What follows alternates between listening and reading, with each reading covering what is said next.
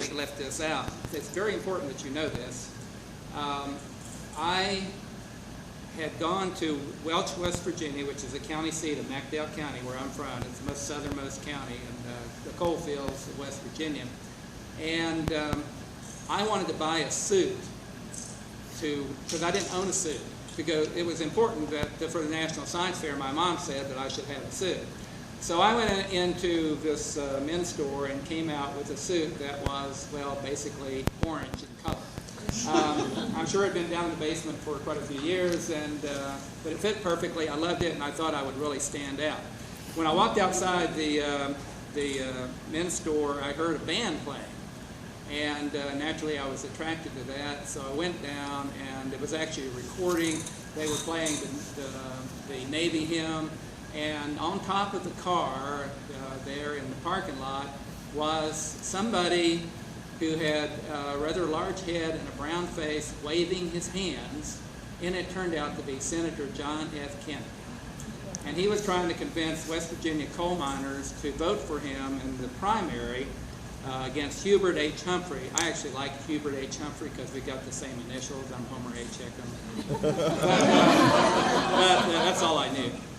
But he was trying to convince these coal miners to vote for him in the primary, and he was talking about, well, you know, I'll get food stamps for you. I'll create this program called food stamps, and being coal miners, it must be awful. It's terrible. And he was saying how bad coal mining was to a bunch of coal miners who didn't really react very well to that. So he kind of wound down on his speech, and he said, "Does anybody have any questions?" So nobody raised their hand, so I did, and for some reason he noticed me right off.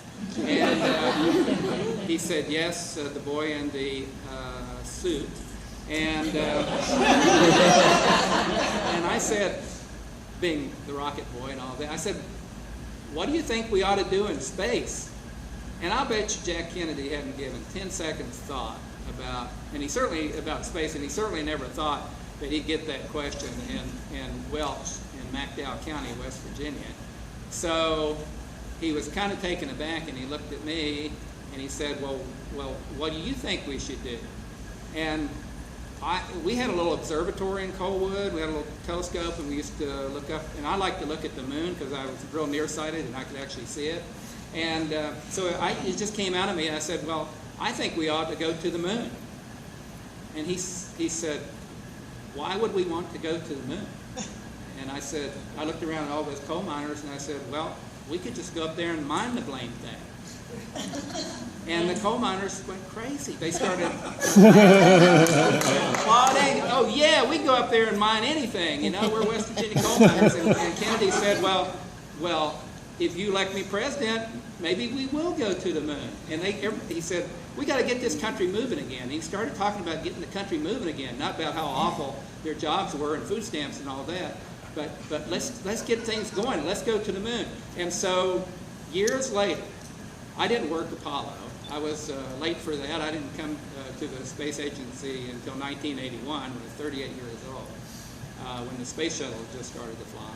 But the old Apollo guys would be wandering up and down the halls, and they would come in and say, oh, Homer, you should have been here during the glory days of Saturn and Apollo when we went to the moon. And I said, you'd have never gone anywhere if I hadn't asked Jack Kennedy that question.